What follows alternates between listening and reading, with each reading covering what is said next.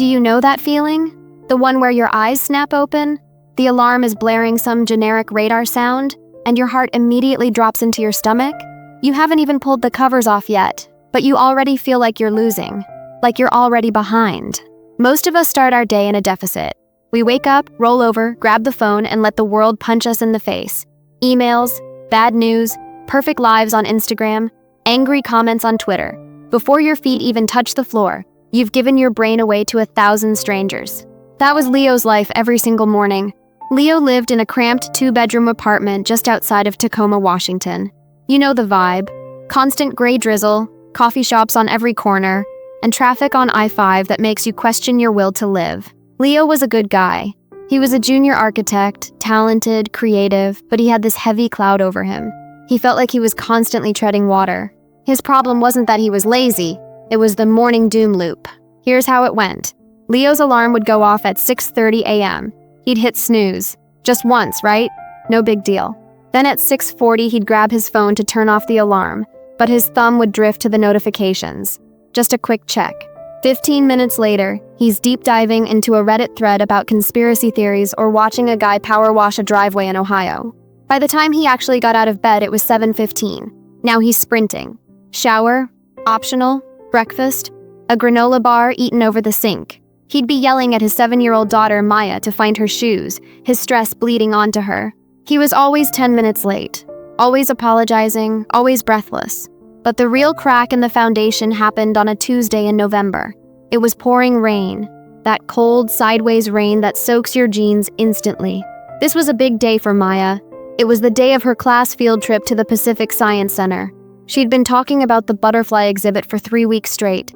The bus was leaving at 7:50 a.m. sharp, no exceptions. Leo promised her. He looked her in the eye the night before and said, "Re-yard kiddo, we're gonna be first in line. I promise." Next morning, the doom loop. Leo woke up, saw a work email from a client that came in at midnight, and spiraled. He lay there typing a mental response, getting angry, getting anxious. He lost 20 minutes. When he finally looked at the time, the adrenaline hit him like a truck. The drive was a nightmare. Wipers slapping back and forth, Leo cursing under his breath at every red light. Maya was in the back seat, completely silent. She had her backpack on her lap, clutching this little permission slip like it was a winning lottery ticket. They pulled up to the school curb at 7:53. Leo saw the taillights of the yellow bus turning the corner 2 blocks away. Gone. He put the car in park and just sat there. He waited for Maya to cry. He was ready for the tantrum. He deserved it. But she didn't cry. She just looked out the window at the empty curb and said, barely above a whisper, "It's okay, Daddy. I figured we'd miss it. I figured we'd miss it." That didn't just hurt. That broke something inside him. It wasn't anger. It was resignation. His 7-year-old expected him to fail. She had planned for his unreliability. Leo took her into the office, signed her in late, and watched her walk to her empty classroom while the rest of her friends were on their way to see butterflies. He walked back to his car, sat in the driver's seat, and for the first time in years, he didn't check his phone. He just put his head on the steering wheel and cried. He couldn't go to work. Not yet. He drove to a little diner off 6th Avenue, a place that smelled like bacon grease and old coffee. He sat at the counter looking like a wreck.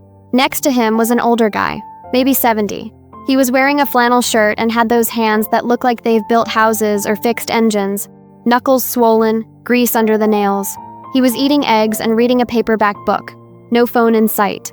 The guy noticed Leo staring at his coffee cup like it held the secrets of the universe. "Rough morning, son?" the man asked. His voice was gravelly. Sounded like he smoked for 40 years. "I messed up," Leo said. He didn't mean to spill his guts, but it just came out. "I can't get it together. I'm always rushing. I feel like I'm running a race I lost before I even started." The old man took a sip of his coffee. "Let me guess. The rectangle?" He pointed a fork at Leo's phone sitting on the counter, lighting up with notifications. "Yeah," Leo admitted. "I can't help it. I wake up and I just get sucked in." "I'm Stan," the man said. "I used to be a watchmaker.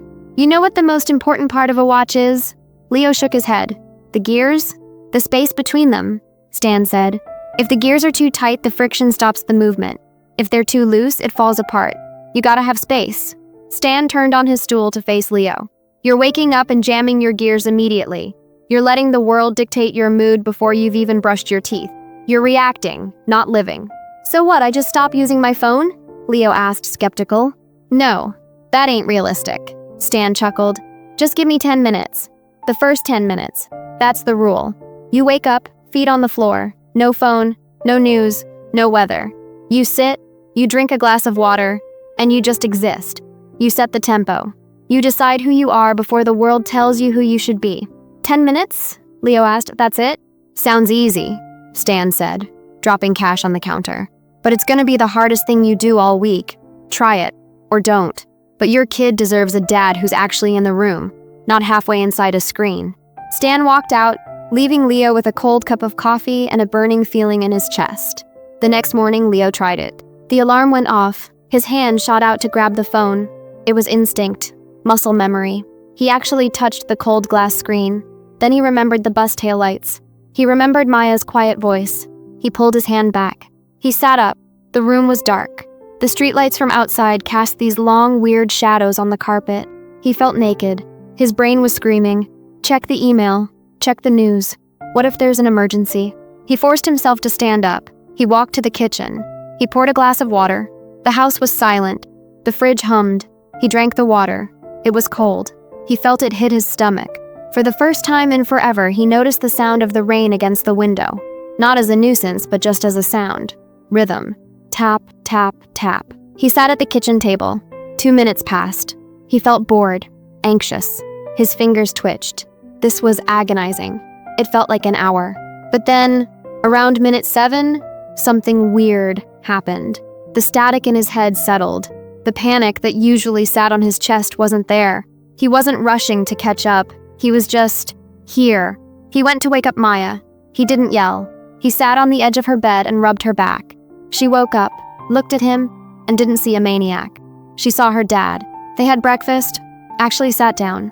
He made toast. "Daddy, you're not eating over the sink," she observed, munching on a strawberry. "Not today, kiddo," he said. It wasn't a magic fix. He slipped up a few times. 2 days later, he checked Twitter first thing and the whole morning went to trash. But he got back on the horse. He kept visiting Stan at the diner on Saturdays.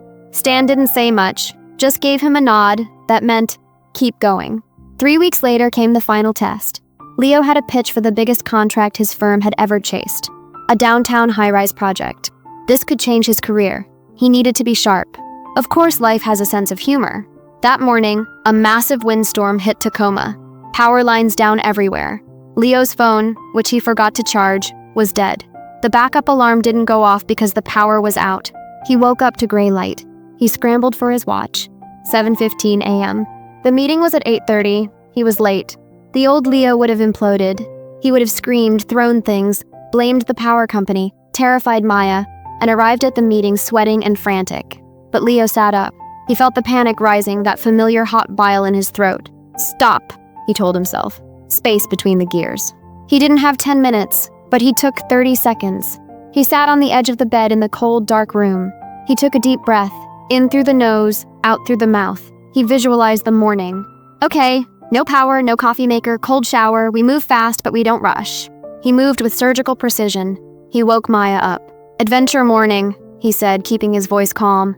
Power's out. We're doing a flashlight breakfast. She thought it was a game. She got dressed by flashlight. He handed her a banana and a juice box. They were in the car by 7:35.